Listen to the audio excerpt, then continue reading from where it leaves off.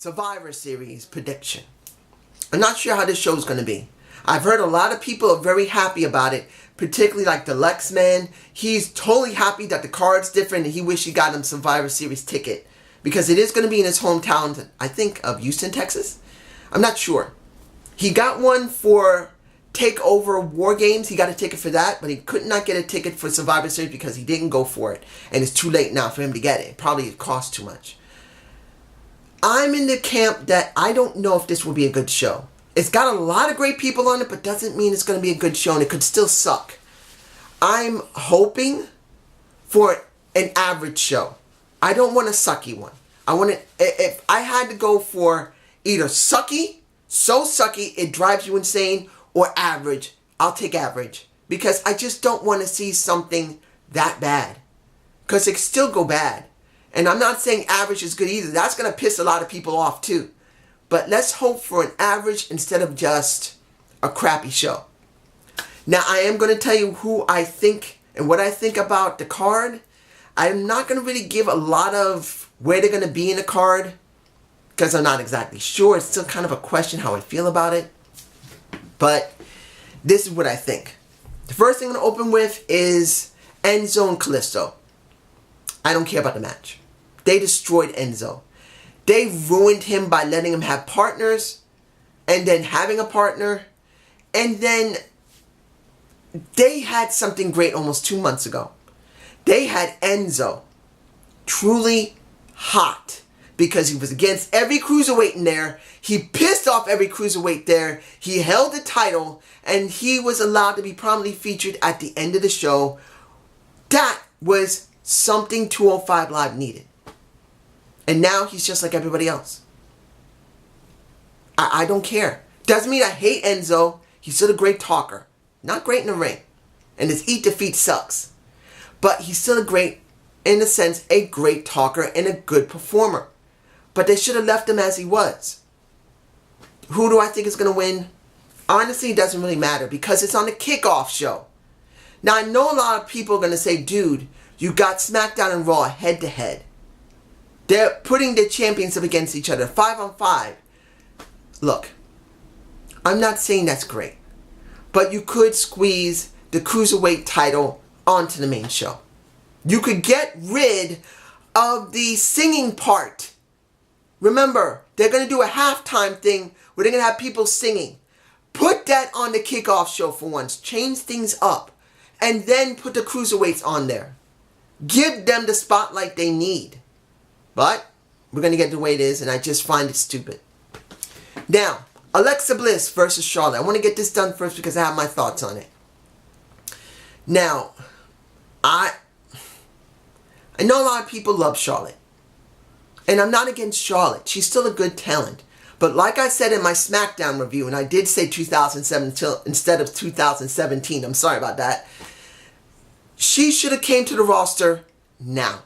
I truly believe Charlotte has a major problem when it comes to be able to adapt to new people to wrestle.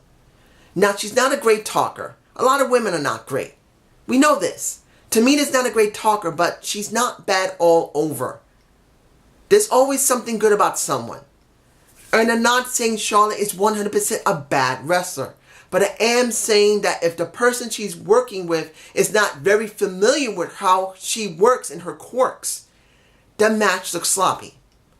Now, do I believe Alexa Bliss is great? No. Alexa Bliss is a good worker. Doesn't mean she's an excellent worker or ring general. So when it comes down to it, you're going to have a woman in Alexa Bliss who's a good worker. Who's not that bad, whoever she works with. There are moments when she's sloppy and botchy. And then you have Charlotte, who, if she doesn't interact with that woman a lot and know her, like what happened in SmackDown when it came to Natalya, they literally did a great job because Natalya worked with Charlotte in NXT. Then she worked in SmackDown and Raw before the brand split. And then she worked literally with her on SmackDown again and again and again, SmackDown Live. So she's highly familiar with her. That's the reason why the matches are good. She's not like her dad, the Nature Boy Ric Flair, where she's just not an adaptive type of wrestler. She just isn't. She's a good wrestler. She has good ability. But the problem is she can't adapt to other people unless she's so very familiar with them that she could put on an incredibly great match. Look what happened with her and Becky Lynch. Look what happened with her and Sasha Banks. She knows them so well. She knows how to be able to do anything. But get this. The others know how to deal with her quirks. And that's where it comes down to. Her quirks. She's not that great in the ring yet. I truly believe that she's still underdeveloped and she needed more time and more seasoning in NXT. Who do I believe is going to win? It's going to be Charlotte. Not because she's going to be the better wrestler. It's because it's a better story. Her dad almost died. She came back. She got treated like crap by Natalya. And then she won the title this past Tuesday. That is a perfect story. There's no way they're not going to let her win. If they don't let her win, I'll be quite surprised. I'm sure they're going to let her win because it makes the best sense. But do I believe that's the right thing to do? Really? It doesn't really matter. That's the best story they're going to have for the women. Now, The Shield versus New Day.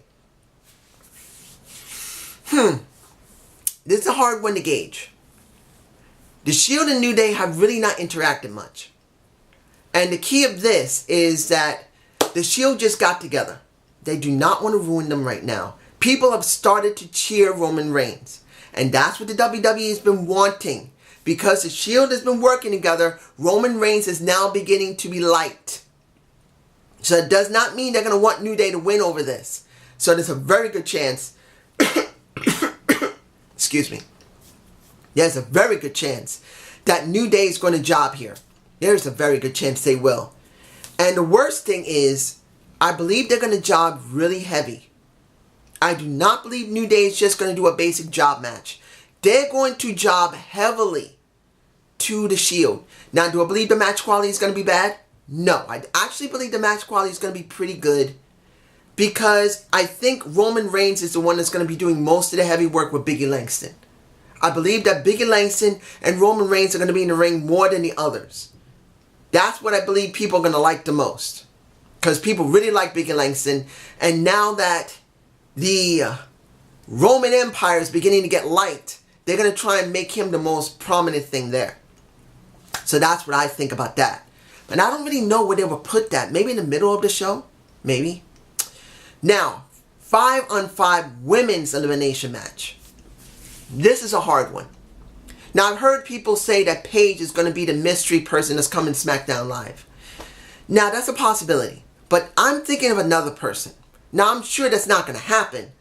But I'm kind of hoping it does. Because the person I'm hoping that's going to show up on Survivor Series as a surprise person there will be Amber Moon. Now, a lot of people are going to say, dude, Amber Moon's on NXT. They're not going to bring her up. I'm just saying, if they truly want to do something surprising, someone who's really over, as far as I know, Amber is still doing pretty good. I haven't seen NXT for about a month or two. So I don't know how she's been doing. But as far as I know, Amber is still doing pretty good. Now, Amber Moon, since this is her hometown, would be the best option because she is from Texas. Amber Moon originally came out in Reality of Wrestling that I used to do a review of, but unfortunately no one really liked it.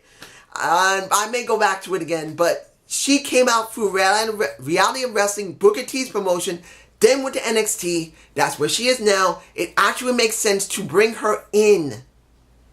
And that's what I believe that would be the best person to bring in. Now, I'm not against Paige, but Amber would probably be the best person for me personally. Who do I believe is going to win? I really don't know. I don't know. I have no clue who's going to win this. If I had to take a guess who the last few people are going to be there, it's going to be Nia Jax. Maybe. Nia, if they don't eliminate her quickly, like they're going to eliminate Tamina quickly. Those are the two biggest women there, Tamina and Nia Jax. And they're actual cousins. They're cousins as far as I know. So cousin versus cousin is going to happen. It will happen. So that's going to be interesting. And remember, the Usos are the cousins of The Rock. Tamina is also a cousin of the Usos. And Nia Jax is a cousin of The Rock. So all of them are cousins to each other. just in case no one really knew. Now, the 5-on-5 men's elimination match. I think, what I'm thinking is that the elimination matches, if I had to take a guess, the women's elimination match will happen in the beginning of the show. The men's elimination match will happen in the middle of the show. It makes perfect sense so that the women go first and then the men's go in the middle.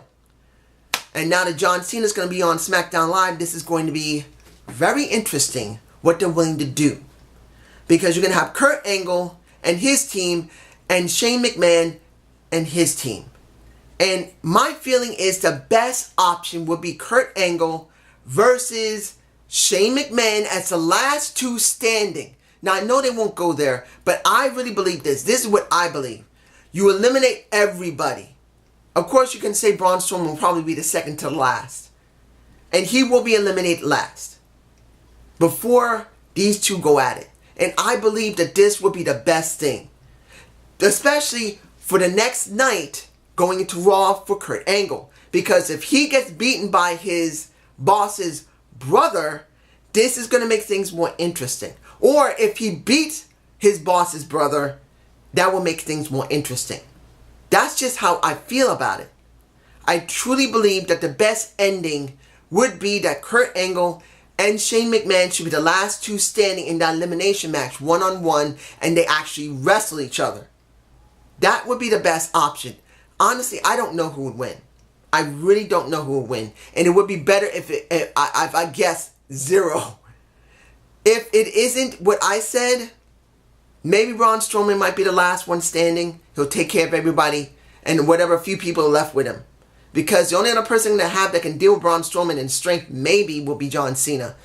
And to be honest, John is not going to be a match for Braun Strowman. He's just no match in strength. He just isn't.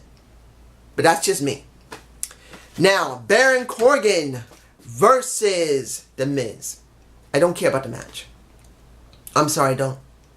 Baron Corgan has been buried, and it really ruined his character.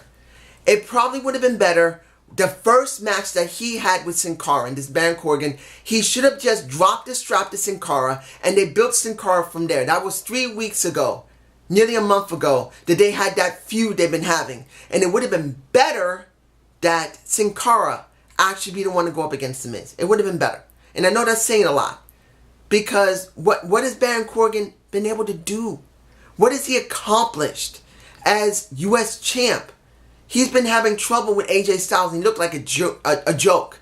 Then Ty Dillinger has been a joke and I made him look like a joke. And for what I understand, Ty Dillinger is hurt. And I guess that's the reason why Ty doesn't have the title. But you could have put it on Sin Cara for a little while. Then after Survivor Series is over, Baron Corgan could get a rematch and then get the title back if you still want to keep it on until Ty or someone else could get it. But it would have been better if Sin Cara got the title. I don't care who wins. It could be either it's two heels and one is charismatic in The Miz, but he's got to deal with a Baron Corgan who has been buried and looks terrible. Not that he's a bad worker. He's not. It's just his character looks terrible. His build looks terrible. How can you be... why would you believe that Baron Corgan could actually take on The Miz and beat him? I'm just saying. Now, let's see. Am I forgetting anything? No. The last thing I'm going to talk about, AJ Styles versus Brock Lesnar. This is going to be the make or break for the show. Honestly. I would have wanted to see a Jinder Mahal faces a Brock Lesnar and actually beat him. Because as I said, a main event jobber is okay. A jobber who is in the lower card and mid card can reach the main event and actually do something good. Jinder Mahal being in the main event left the door open for other people who have been jobbers. Think of this. Excuse me. I got gas and I'm sick. If EC3, Ethan Carter III, was still in WWE and it was Jinder Mahal who did this, wouldn't you mind if you had EC3 in the character that he has now be the champ of SmackDown Live? He would light that mess up with his character. But he would have to be a jobber. That's how he got there. He had to be in a mid card or lower card. That's how he got there. Look at him on TNA. Because he was a jobber in WWE, they weren't willing to do anything with him. He went to TNA. They put the title on him. He has lit that place up. Well, when they let him lit it up. So when you see mid-carders and lower-carders, jobbers and non-jobbers, Jinder Mahal is the pioneer for them. And I'm glad he did what he did. Now you see AJ Styles there. And I truly believe AJ Styles is a main event. Staying there is great. Will this match be good? Yes, it will. If, and I repeat, if AJ Styles wins. This is where the make and break comes in. If AJ Styles loses, it is going to hurt the company. And I'm not saying this because AJ Styles is the next coming of Daniel Bryan, which basically he is. He's the only person I can see that has the same charisma as a Daniel Bryan. But it's not that. I'm seeing it in the point of view is this. AJ Styles is a guy who's on the main roster. Because when you look at Brock Lesnar, the only thing he does, he comes once in a while, he does a couple of matches, and he's gone. Right now, WWE does not have a person who's a main eventer with a title. The only person you got is AJ Styles. And before him, it was Jinder Mahal. So you need the person, doesn't matter which brand you're talking about, as a legitimate champion. Raw has no champion. They have The Miz, and The Miz is not a champion. You go 2 or 3 months without, maybe 1 or 2 months without Brock Lesnar. It's a waste. So you need someone to really be put over to take the place of Brock Lesnar when he's not there. That's AJ Styles. It doesn't matter if he's a small guy, or if he was Baron Corgan, or if he was John Cena when he was beginning to start out. You need someone with a title with credibility. And you need to have AJ Styles win over Brock Lesnar. Not because he's faster than him, that he's stronger than him, that he's smaller than him. It's because he's already a champion, and you need a champion on your freaking company. AJ Styles is a champion of your company. Brock Lesnar is not. He's a part-time worker that's holding a title that should be for someone who's currently working. This is where I feel, and I have to stand. If AJ does not win this, if he loses to Brock Lesnar like everybody else, get this, the company looks stupid. Now, this is just my point of view. I want to know what you guys think. Tell me below what you think about the order of my card. I mean, actually, there has been no order of the card. Essentially, you're going to have, now if I'm going to give an order, you're going to have both of the 5-on-5 in the beginning and the middle. It's going to be the woman that's going to open, the man is going to be in the middle. I'm taking a guess that the US, that the Shield, and I think the US and the Shield are going to be between the first 2 matches, and the rest is going to be after that. It's going to be Corbin, it's going to be the Usos, and then you're going to have AJ versus Brock Lesnar. That's how I feel it might be, and I'm not even sure that's going to even happen. It probably won't. But this is just my point of view. Tell me below how you feel, and have a good day, have a good night. Peace!